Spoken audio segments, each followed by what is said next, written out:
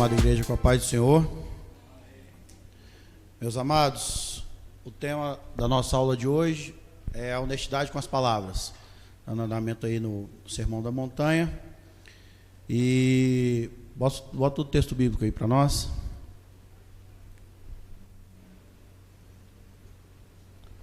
Queria que os irmãos acompanhassem aí, lessem comigo o embasamento aí da nossa aula de hoje. Vamos lá? Mateus, capítulo 5, versículo 33. Leiam, por favor, em voz alta.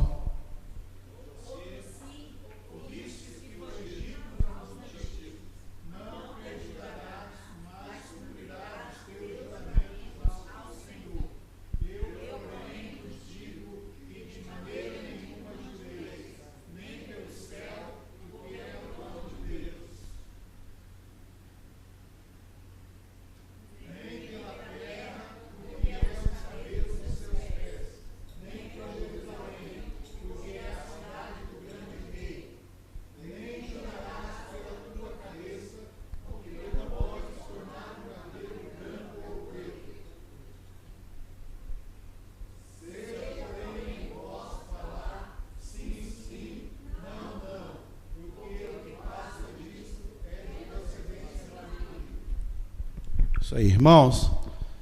Alguém aqui já parou para pensar o porquê que Jesus abordou esse tema no Sermão da Montanha? O porquê que ele foi levado a abordar esse tema e a passar isso para os seus discípulos? Alguém pode me responder? Pastor?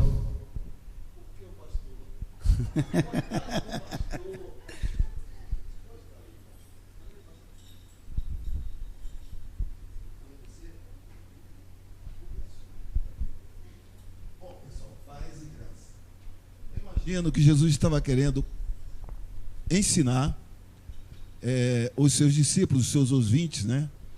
Porque nesta época o povo tinha o costume de fazer juramentos. E ele então diz no seu ensino que as pessoas não precisavam fazer juramentos, bastava falar a verdade. Porque aqueles que têm compromisso e falam a verdade, eles não precisam jurar por nada. Mais ou menos aí o ensino que Jesus quis passar para eles, que o juramento não é necessário quando a pessoa pratica-se a verdade. Fala a verdade, não precisa jurar por nada. Mais alguém? Não? Exatamente isso. Naquela época, meus amados, se vivia uma crise moral e ética muito grande e criou-se o hábito de fazer juramentos e também de arrumar subterfúgios, de arrumar formas de não cumprir esses juramentos. Então, existia uma lei, né, que falava sobre os juramentos. E o que é o juramento, né? É um recurso de confirmar a verdade e a declaração de uma pessoa e o cumprimento daquilo que ela está declarando, daquela promessa, daquela afirmação, enfim. E em Israel, os juramentos envolviam um papel muito importante. Era comum jurar.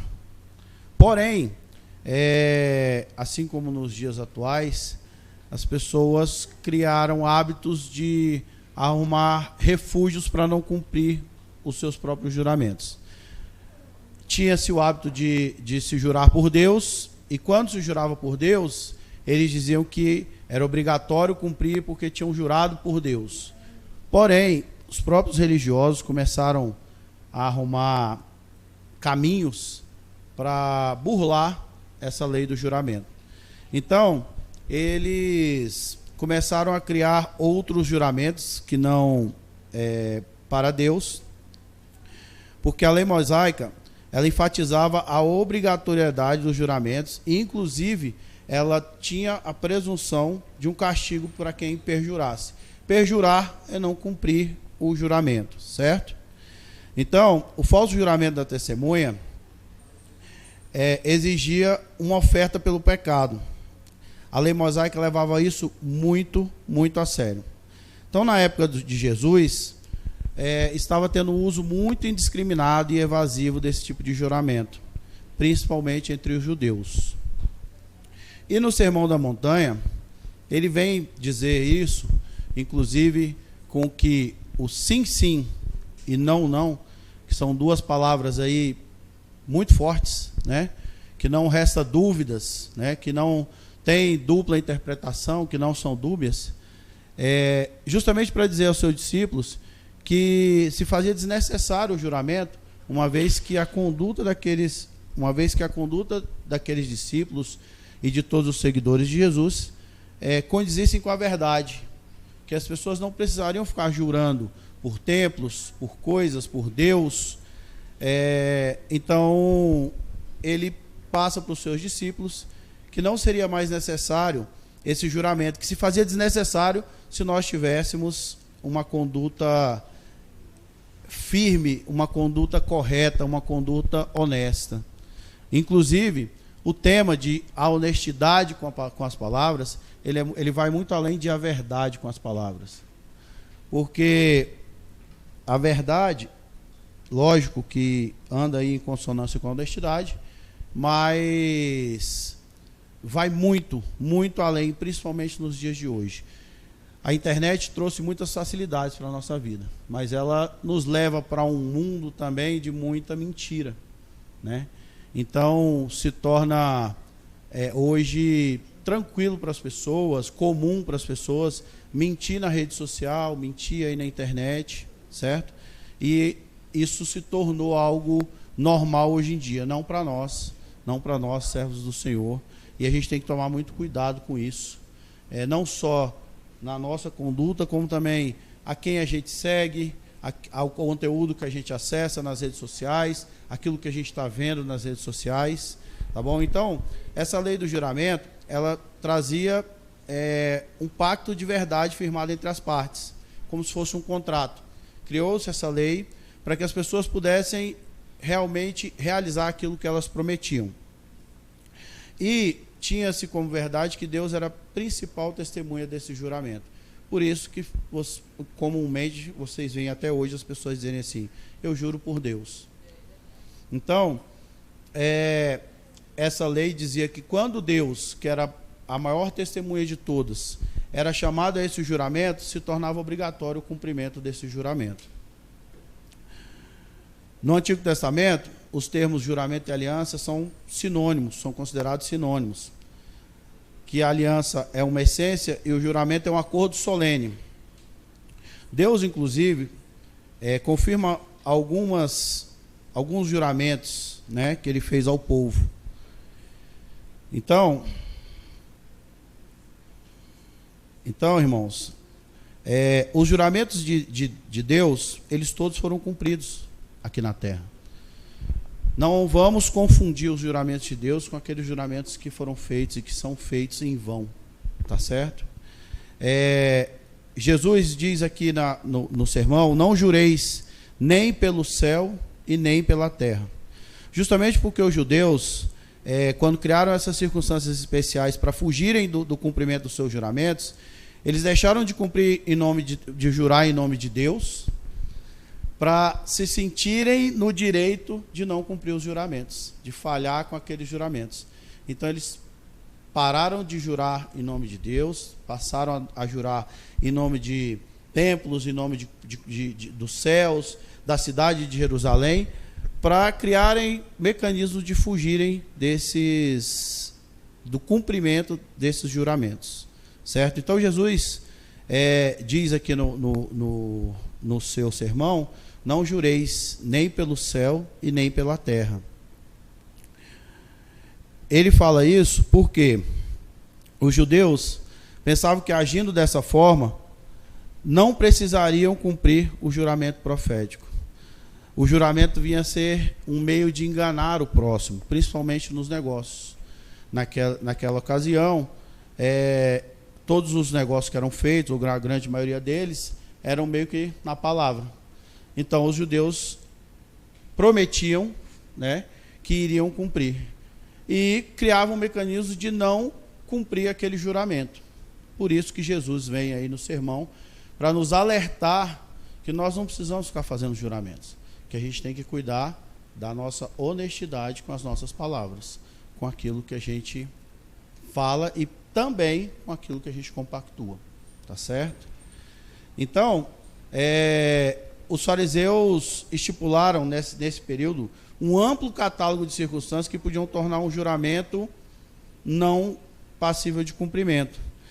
E eles criaram, inclusive, o direito de avaliar as razões para a nulidade de cada juramento. No Sermão do Monte, Jesus condenou esse tipo de postura, esse tipo de prática. Porque jurar em nome de Deus ou meramente substituir o nome de Deus por templos, cidades, pelo trono, não faria com que eles deixassem de jurar. Então, por isso que Jesus diz: seja, porém, o vosso falar sim, sim, não, não. Não tem outra alternativa, não tem sim, sim, não, não. Quantas vezes a gente passa por isso no nosso cotidiano, né? Com exceção aí das mulheres, né, pastor? Quando a gente fala assim: amor, quer que leve alguma coisa? Não precisa trazer nada, não. Aí você chega em casa e ela: não trouxe nada? Mas você disse que não precisava trazer nada. Não, mas eu falei não, mas eu queria que você entendesse que era assim, né, pastor? Às vezes isso acontece aí. Então, nesses casos, tá? Vocês estão aí. Não é o sim, sim, não, não. A gente entende que, né, pastor? O sim às vezes tem sinônimo de não e vice-versa, né? Né, amor? Mas, voltando aqui para o nosso ensinamento, ele inclusive diz que o que passa disso é de procedência maligna. Então, tudo aquilo, irmãos, todas as posturas que nós assumirmos nos nossos dia a dia, que não seguirem o sim, sim, não, não, é de procedência maligna. E a gente tem que tomar muito cuidado com isso. Nós temos que vigiar dia e noite, principalmente no nosso falar. Às vezes, a gente se pega descumprindo isso aqui em coisas tão banais, mas que dizem muito a nosso respeito, que dizem muito a nossa conduta, que dizem muito se nós somos verdadeiros cristãos ou não. Vou dar um exemplo que aconteceu essa semana para vocês. Nós tivemos uma reunião essa semana online, e aí uma das irmãs esqueceu da reunião, né, pastor? E aí lá no finzinho da reunião ela colocou assim no grupo: eu esqueci da reunião. Ela podia ter dito várias outras coisas, ou simplesmente não ter dito nada. O próprio silêncio dela iria contra ao sim, sim, não, não. Ela enfrentou, inclusive, os julgamentos de muitos de nós, né? Poxa, mas a irmã esqueceu uma reunião tão importante, uma reunião da escola bíblica, né? Mas ela esqueceu. E ela foi e falou a verdade: eu esqueci. Ela podia ter dito qualquer outra coisa, ela podia ter inventado uma desculpa, mas não, nós não podemos nos pegar em pequenas coisas, fugindo do sim, sim, não, não. A nossa postura deve ser essa como cristãos. Tá certo, irmãos? O Jesus, no sermão, ele exaltou o nosso falar sim, sim, não, não, e disse que o que passa disso é de procedência maligna. Jesus foi bem categórico quando afirma que pelas palavras de alguém pode ser justificado ou condenado. Quantos casamentos, irmãos, quantos negócios feitos, a irmã que é comerciante, assim como eu, né? Quantos desafios a gente enfrenta todos os dias para andar com a verdade, né? Empreender no país não é fácil. Eu queria contar uma história aqui para os irmãos, e chega a ser até um testemunho. Anos atrás, nós tínhamos restaurante, o pastor esteve lá, alguns irmãos tiveram a oportunidade de estar lá, e nós decidimos vender esse restaurante. E quando nós anunciamos a venda, veio um grupo de pessoas aí querendo comprar para que nós praticássemos coisas ilegais com o restaurante, lavagem de dinheiro, falsificação de cédula, e etc, etc, etc. E eu me orgulho muito, não só de não ter dito não, mas de não ter nem titubeado. era um momento financeiro muito difícil para nós. Nós estávamos passando aí por uma dificuldade muito grande. Mas de pronto, quando eu tomei conhecimento do que era, eu disse não. Eu não titubeei. Eu sabia o Deus que eu sirvo. E eu era recém-convertido, foi no ano que eu me converti. Então, irmãos, isso para nós é muito importante. Não é simplesmente nós dizermos não depois de nós termos pensado muitas vezes em dizer sim. É sim, sim, não, não. Então, quantos casamentos, quantas amizades verdadeiras, quantas relações de trabalho que já foram arruinadas pela falsa postura, muitas vezes pelos falsos juramentos. A gente não precisa ficar se justificando a todo momento ou jurando. Foi isso que Jesus quis dizer, que a gente não precisa ficar reafirmando ou nós termos aí uma garantia das nossas palavras. Vamos cuidar da postura, da honestidade com as nossas palavras, para que o mundo veja que quando o irmão estiver falando uma coisa, ele não precisa de avalista, né? Ele não precisa de um documento assinado, né? No passado, muitos negócios eram feitos com o fio do bigode, né, pastor? Porque não existia contrato, né? Então vejam que é uma coisa tão simples, o fio de um bigode. Mas o fio de um bigode, para uma pessoa que tem postura, vale mais do que qualquer documento assinado. Ele sabe que ele vai honrar aquilo ali por um fio de um bigode. Né, José? É isso? Então, em uma das aulas ministradas anteriormente, do Sermão do Monte aqui, pela irmã Maiara, ela disse uma frase que eu fiz questão de botar aqui para que nós também discutíssemos. Ela disse assim: nós somos uma carta escrita por Cristo e lida por todos. Imagina, se essa carta, que é escrita por Cristo, foi escrita de forma enganosa, ou levar pessoas ao engano, ou levar pessoas ao prejuízo. Então, quando essa carta é aberta, ela libera não somente palavras e frases, mas também uma significação que vai muito além disso. Se uma mesma expressão pode assumir diferentes significados, apenas ao mudarmos a entonação da voz, o que dizer de conteúdos inteiros que são ditos em momentos impróprios, ou com uma força desnecessária? Devemos usar aquela metáfora que diz: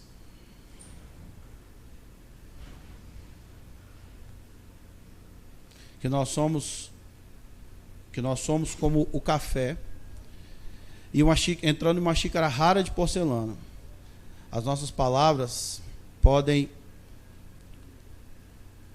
nós temos que ter cuidado, porque elas podem quebrar a xícara ou colocar uma quantidade insuficiente. Irmãos, isso é muito forte. Nós, cristãos, servos do Senhor, nós somos uma vitrine. Nós somos observados a todos os momentos. Eu digo isso por mim. Quantas e quantas vezes eu já me peguei sendo questionado pelas pessoas: ué, mas você não disse que é evangélico? Ué, mas evangélico também faz isso?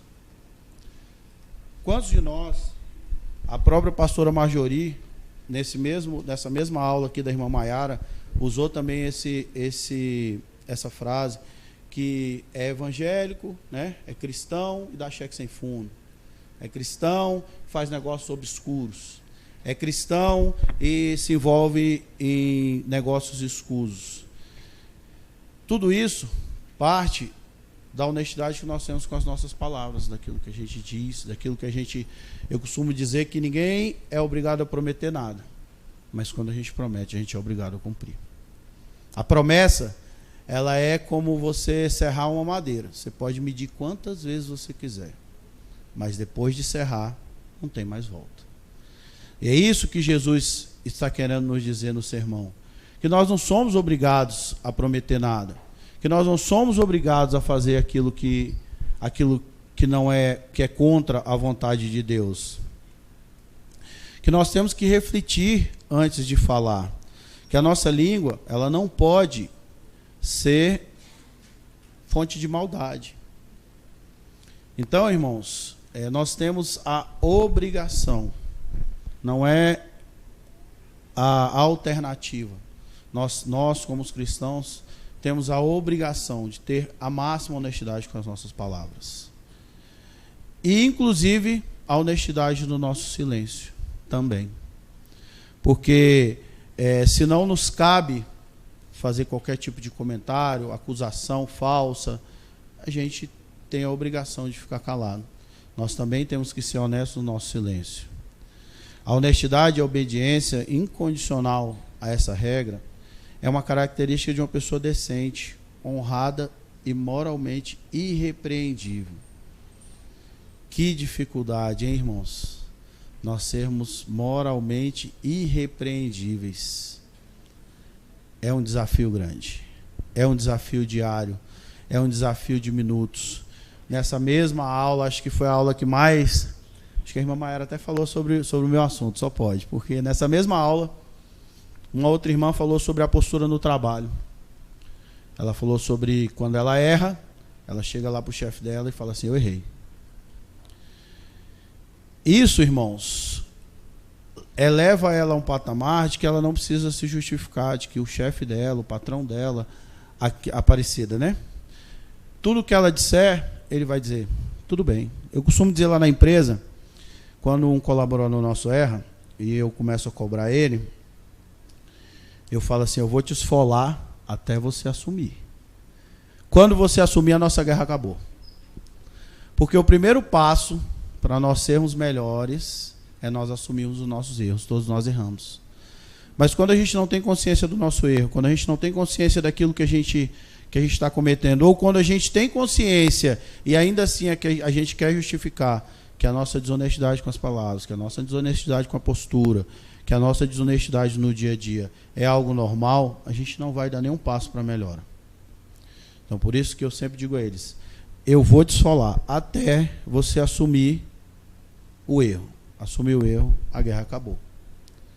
Então, irmãos, como pode um crente em Cristo falar sobre honestidade e ser desonesto? Essa possibilidade não existe. Nós temos que, todas as vezes que formos tomar uma decisão, seja sobre negócio, na nossa família, com os nossos familiares, nós temos que avaliar essas coisas, para que nós não sejamos uma vitrine que leva as pessoas ao engano, para que nós não venhamos a dar testemunho lá fora daquilo que não é o que a gente vive quando a gente passa daquela porta. Lá fora, aqui é teoria, lá fora é prática. É lá fora que a gente conhece os verdadeiros cristãos. É lá fora que a gente conhece os verdadeiros irmãos. Porque aqui todo mundo é afim, todo mundo se conhece, todo mundo se gosta. Mas quando a gente enfrenta os desafios lá fora, quando a gente vê mentiras causando prejuízo a outras pessoas e não toma postura disso, quando a gente simplesmente aufere lucro de algo que não foi feito de forma honesta, né, de que não teve uma palavra honesta, ou que leva alguém ao engano, a gente está indo completamente contra isso. Então nós precisamos cuidar nas mínimas coisas, porque é do pequeno, é do mínimo que a gente começa a se melhorar, que a gente começa a se corrigir, que a gente começa a mudar o nosso comportamento. Não é fácil. Digo aos irmãos que não é fácil, mas também não é impossível. E isso, quando a gente chega ao patamar de ser honesto, a ponto de que todas as pessoas nos reconhecem como referência, aí fica fácil. Porque aí todo mundo que te conhece vai querer fazer negócio com você. Porque aí os seus colegas de faculdade vão querer sempre andar com você. Porque aí as pessoas podem até não concordar com aquilo que você está falando, mas eles vão dizer assim: se fulano está falando, é porque é verdade. Eles têm que engolir, muitas vezes à força, mas eles sabem que você não anda com mentiras, que você tem honestidade. O desafio é gigantesco, não é fácil. A gente, como eu disse aqui no começo, esse mundo de internet que a gente vive hoje é um mundo de muitas mentiras. As pessoas não postam ali a verdade, Mas o nosso compromisso é primeiro conosco mesmo. Então, se eu sigo uma pessoa que eu sei que ela não vive com a verdade, eu tenho que parar de seguir. Porque outras pessoas que seguem aquela pessoa vão olhar para mim e falar assim, mas o Alex está seguindo, o pastor Marcelo está seguindo, o pastor Cosmos segue essa pessoa, então eu vou seguir também. Porque se a gente está seguindo, é sinal de que aquela pessoa propaga a verdade. Então não é pura e simplesmente, irmãos, nós cuidarmos daquilo que a gente fala. Não é só a honestidade com as palavras. Mas Jesus quis dizer aos seus discípulos que a nossa postura, de modo geral, ela vai dizer o quão honestos nós somos com as nossas palavras ou não. O quão honestos nós somos com os nossos compromissos ou não. Ah, mas então, Alex, você está querendo dizer que porque a gente é evangélico a gente não vai atrasar um boleto? Vai sim, irmãos. Vai sim. Mas se aquela pessoa a quem você está devendo te ligar e você colocar o telefone no mudo, você está sendo desonesto com você mesmo, com as palavras de Jesus. Mas se você atende, olha, meu amigo, eu atrasei o seu boleto, mas eu tenho condições de pagar em tal dia, você pode me perdoar e deixar que eu honre com você o compromisso no momento que eu puder? Isso é honestidade. Não é... A honestidade, ela não vai nos eximir de enfrentarmos problemas, sejam eles quais forem. A honestidade vai fazer com que a gente tenha postura diferente. No mundo de hoje, isso é muito difícil. Muito, muito, muito difícil. Porque quando você anda com a verdade, você enfrenta, além das suas próprias guerras internas, a guerra com o mundo. Porque muitas vezes aquela pessoa que está te ligando para te cobrar um boleto vencido, né, irmão? Ela não quer escutar que você só vai ter condição de pagar ela tal dia, né? Ela quer escutar assim, vou fazer seu pagamento hoje, pode ficar tranquilo. É isso que ela quer escutar, lógico, né? Mas não é honesto da nossa parte. Mas não é a postura que é esperada de nós. A postura que é esperada de nós é que a gente realmente, mesmo em volta desse redemoinho, a gente ande com a verdade. Eu digo por mim, empreender no Brasil não é fácil. Quem é comerciante aqui sabe as dificuldades que a gente passa diariamente. Mas, a partir do momento que eu mudei a minha postura, a partir do momento que eu comecei a me preocupar com essas coisas, o mundo começa a te respeitar de forma diferente. As pessoas vão querer fazer negócio com você. As pessoas vão acreditar naquilo que você fala. E isso te leva a navegar num mar mais tranquilo. Porque por mais que nós tenhamos dificuldades diárias, a nossa postura diz muito quem nós somos. E isso não serve só para o mundo dos negócios. Isso é para a nossa vida de uma forma geral, nos estudos, em casa, com a família, né? Quantas vezes nossos filhos, eu digo isso porque a Isadora ela devia ser advogada, inclusive. Então ela tem um argumento contrário para tudo. Para tudo. Tudo que você disser para ela que não vai de encontro ao que ela quer, ela vai ter um argumento. E muitas vezes a gente não quer escutar aquele tipo, a gente não quer debater. Mas se a gente não andar com a verdade, como é que a gente vai cobrar deles a verdade? Ela vai se chatear, ela vai brigar, ela vai chorar, mas com a verdade, com a realidade, né? E eu digo a vocês que Jesus passou por isso, né? Ele foi vendido.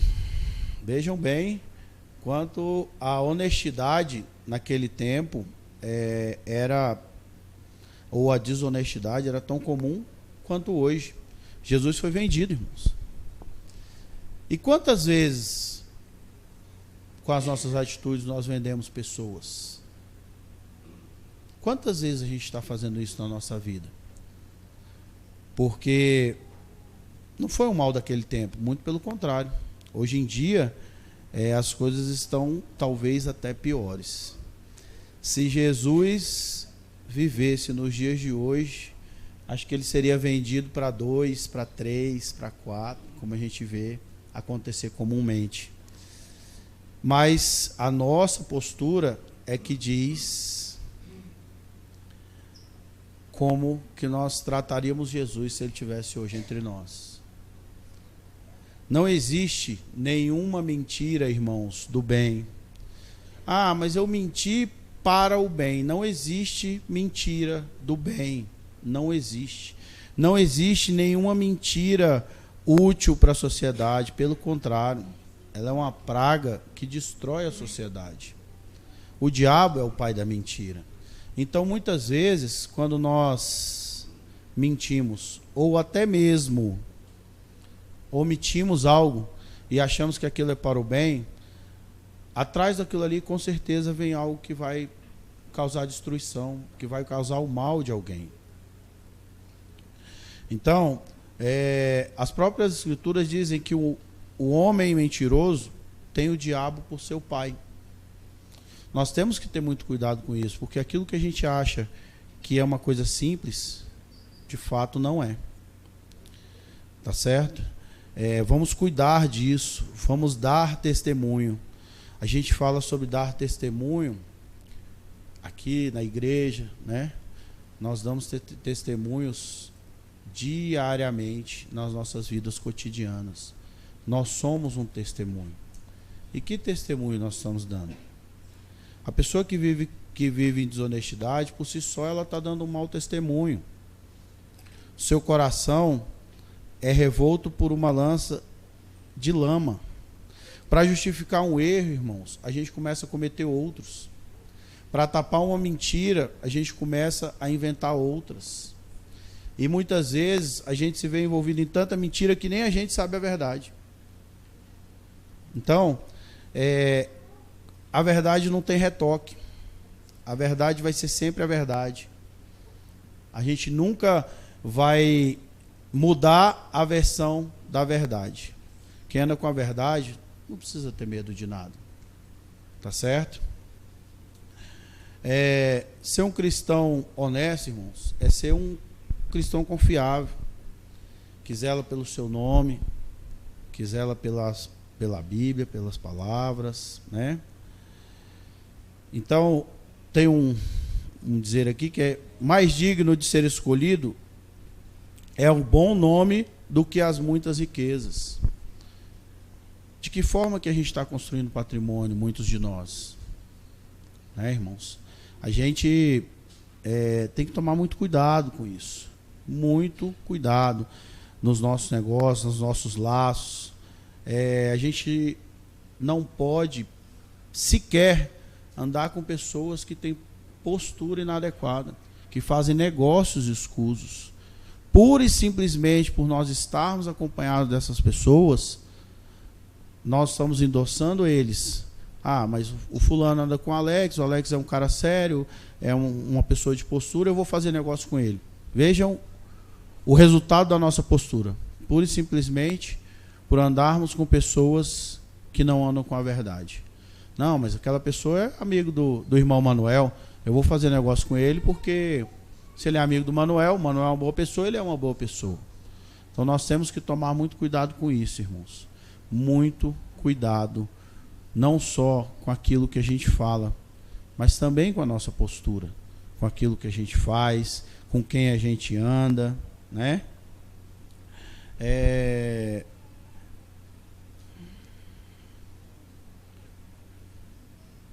Então, se a gente sabe que uma pessoa comete trapaça, que essa pessoa não tem uma postura, vamos nos afastar dela.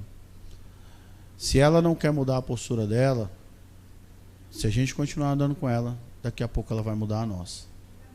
Em algum momento nós vamos ser envolvidos por isso e a gente vai acabar falhando com a honestidade com as nossas palavras.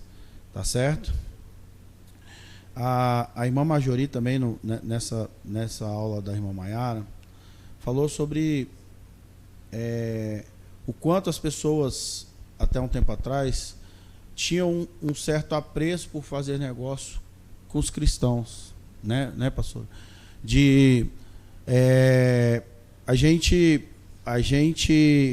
Eu vou fazer negócio com o irmão Manuel, porque ele é muito correto, ele é um cara cristão, ele é um cara que anda com a verdade, com as palavras.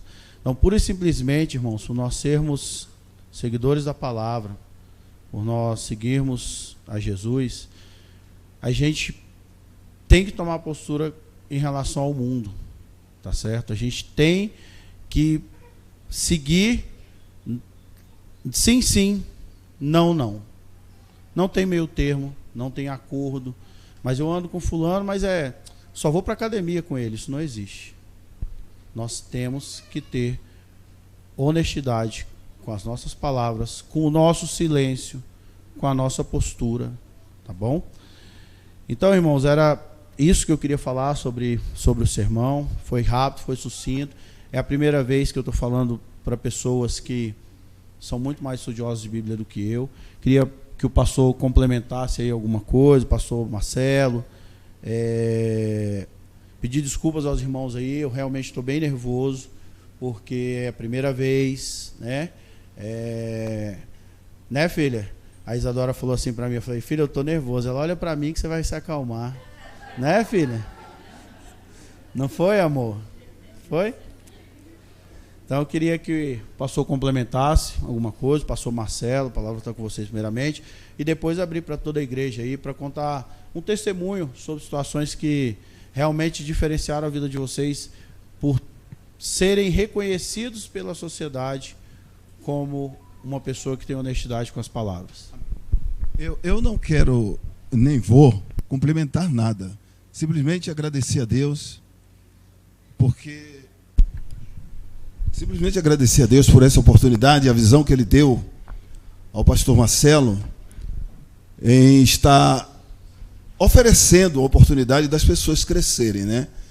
Naturalmente, essa responsabilidade nos leva a estudar. E o que é que nós queremos? Nós queremos que a igreja ela se esmere no estudo da palavra de Deus. Não é? Houve um período em que eu queria que as pessoas que fossem ministrar a escola bíblica aqui tivessem maturidade, tivessem conhecimento, porque é o normal, né? Um professor ele tem que saber mais do que os alunos, a princípio. Porém, com a visão que Deus deu ao pastor Marcelo, e eu concordei plenamente, porque o próprio Espírito Santo me convenceu disso, né? É muito bom. Você vê, o Alex, olha, 40 minutos ele ficou aqui, é um tempo muito bom, 40 minutos. E ele passou exatamente quase tudo que a revista fala, ou tudo a respeito do assunto, né? Então, nós queremos, assim, te abençoar como igreja, dizer a você que foi muito bom, a glória única e exclusiva é para Deus, e tem valido muito a pena essa experiência, né? Nós temos aqui pessoas maduras, pessoas que estão acostumadas a isso, né? Eu não vou citar não, porque vocês sabem muito bem aqui na igreja, as pessoas que já têm vasta experiência nessa área, inclusive fora do ambiente de igreja, mas as pessoas novas que estão chegando agora têm sido aprovadas. Por quê? Simplesmente por uma coisa, porque estão demonstrando que são completamente dependentes de Deus nessa questão. Isso aqui, o conhecimento que nós temos aqui não vale nada. Se nós não tivermos verdadeiramente dispostos a deixar o Espírito Santo nos usar para falar, não o que nós queremos, mas aquilo que o Espírito de Deus quer falar para a sua igreja.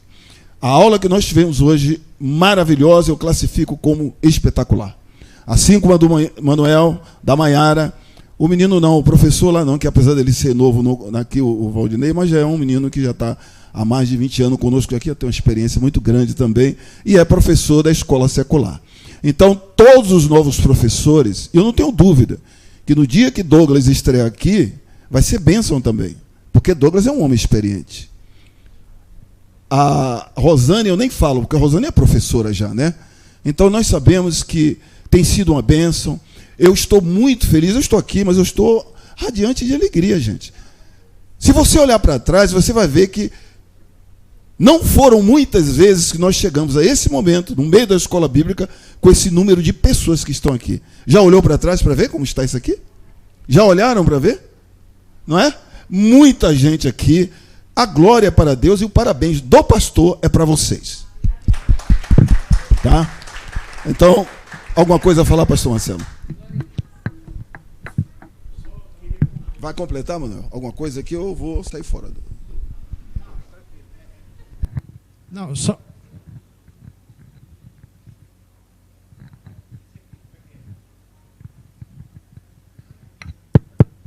Oi, alô. Alex, é o seguinte, cara, isso é uma lição muito rica no que diz respeito ao cristão, aquele que serve a Deus verdadeiramente. Porque, cara, você falando ali em questão de negócios, com pessoas, e quando você passa a andar com pessoas, se você não tiver o devido cuidado, você passa a errar igualmente ela, porque ela te seduziu a praticar o erro que até então ela vem cometendo. E eu queria dizer, como aprendizado para todos nós, que isso é uma lição rica com relação à sua postura e às suas atitudes perante a palavra de Deus, porque o que você aprende aqui, você tem que levar lá para fora. Você não é só crente dentro da igreja. Eu digo isso porque eu sou prova disso, porque você sabe, eu estou à frente da tesouraria da igreja e toda vez que eu vou fazer uma compra e peço a pessoa que me passe os dados de uma conta dele para que eu possa fazer a transferência diretamente da conta da igreja para a conta dele, aí ele vem com aquela argumentação de que quanto é que eu quero que ele coloque lá na nota para eu fazer a transferência. Olha só como que são as coisas. Eu falei, não, simplesmente você vai me passar os dados e eu vou fazer aquela transferência para você mediante o valor que você me passou, que você falou para mim que está me vendendo esse produto por tal valor. Então é esse valor aqui que eu vou passar para você e você vai me dar uma nota igualmente o valor que eu estou transferindo para você. Então, assim, são essas coisas que nós precisamos ter a segurança e colocar na nossa mente que Deus é quem nos guia, Deus é quem nos dá a visão e a sua conduta para que você possa, com honestidade, estar praticando o dia a dia, seja ele quem for. Pode ser uma pessoa que tenha vários crimes, mas se você for fazer algum negócio com ele, você tem que ser correto e honesto, para não deixar se levar por coisas que não agradam a Deus. Amém? Era só isso que eu queria complementar. Irmão Manuel, quantas vezes irmãos, tesoureiros como você, pastores, perdem o ministério por falta de postura, por falta de honestidade com as palavras? Eu passei por isso numa situação extremamente simples, mas é bom que a igreja saiba. A gente estava ajudando um casal de amigos lá do Paraná que estavam com um monte de problemas. Eles estiveram aqui várias vezes com a gente, infelizmente não deram continuidade.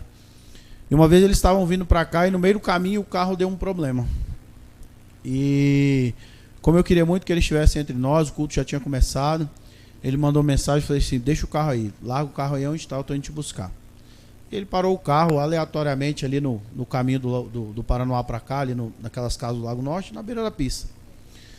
Encerrado o culto, nós fomos lá socorrer o carro, levar para o Paranoá, enfim, tomar as providências. Quando nós chegamos lá, tinha um cidadão, e me desculpem chamá-lo de cidadão, porque para mim ele não teve postura, honestidade, né? E quando a gente passou, ele estava em pé do lado do carro, de terno e gravata. Falei, aquele cara é pastor. Domingo à noite, né, pastor Marcelo? Domingo à noite, terno e gravata, a gente já sabe e já se identifica. Quando nós paramos o carro, ele falou assim, eu quero saber cadê as minhas pedras. Pedra, amigo? Que pedra? Vocês pararam o carro aqui para roubar minhas pedras. Pedra, campeão? Tinha um monte de pedra aqui, o carro de vocês está parado aqui, e eu já chamei a polícia. Falei, tá bom, então vamos aguardar a polícia chegar, né? E eles vão apurar o que tem que ser feito. E aí a esposa dele estava no carro, a Gabi, Isadora, a esposa desse colega e a filha deles. A esposa dele foi lá pro carro, começou a conversar lá com a Gabi. E aí, em determinado momento, ele falou assim, vocês estão vindo de onde? Estão vindo da igreja. Ah, vocês congregam onde? Lá no Varjão. Quem é seu pastor? Pastor Cosme. Daí ele falou assim, eu vou ligar para o pastor Cosme e vou saber se você realmente estava na igreja. Juro, pastor, se fosse outra época, eu perdi até a benção. Pastor, o senhor lembra disso, pastor? Daquela situação com aquele cidadão lá no Lago Norte? E aí ele falou assim, vou ligar pro pastor Cosme. Tinha tido, acho que lanche aqui embaixo, alguma coisa. E aí ele ligava pro pastor, ligava, e o pastor não atendia, ligava, o pastor não atendia. Eu falei, querido, você quer falar com o pastor Cosme? É. Então peraí que eu vou ligar. Meu telefone ele atende. E aí comecei a orar, né? E tomara que o pastor veja a ligação, porque eu acabei de tirar onda, falar que a minha ligação ele vai atender. Na primeira ligação o pastor atendeu. E aí ele, não, porque eu tô com um rapaz aqui, sumiram umas pedras da frente da minha casa e o carro tá parado aqui. E aí o pastor falou assim, vamos fazer o seguinte, eu tô indo aí pessoalmente. Ele acabou de sair da igreja, a gente estava aqui realmente numa festividade, acho que tinha tido lanche aqui embaixo, eu não lembro ao certo. Mas eu tô indo aí pessoalmente. E aí ele, não, pastor, não precisa, pastor, não, eu faço questão. Ele é daqui da igreja, eu tô indo aí, é o meu caminho, eu vou passar. Não, pastor, não precisa, não, tá tudo certo. Não, eu faço questão, né, pastor? O pastor Cosme insistiu, e ele, não, então tá tudo certo. Ele se sentiu envergonhado pela postura dele. Vejam, irmãos, quando o irmão fala, quando eu falei que a igreja, de fato, somos nós lá fora. Ele tinha acabado de ministrar a palavra para a igreja dele. Mas ele não teve postura com as palavras dele. Não tinha talvez uma hora, muito menos, ele estava chegando em casa também. Então, veja como o falar tem que andar com o agir. Né, irmão? Então, essa situação marcou bastante aí a nossa vida. Depois, o pastor me falou algumas situações a respeito daquele cidadão que realmente demonstram quem de fato ele é, né, pastor? E é muito isso que você falou, irmão, não. A nossa postura lá fora. Ele tinha acabado de ministrar a palavra para a igreja dele, ele tinha acabado de falar sobre Jesus para a igreja dele, mas olha o que ele difundiu lá fora, olha como foi a postura dele com as palavras lá fora, né? Infelizmente. Mais alguém quer dar um testemunho, fazer uma pergunta? Não? Pastor? Não? Então tá bom. Irmãos, obrigado pela oportunidade, obrigado a Deus, obrigado pela paciência de vocês aí. Prometo que nas próximas, vamos ver, né, pastor, se terão próximas, né? A gente vai estudar mais, aprimorar mais, tentar ser melhor com a palavra de Deus para vocês, tá bom?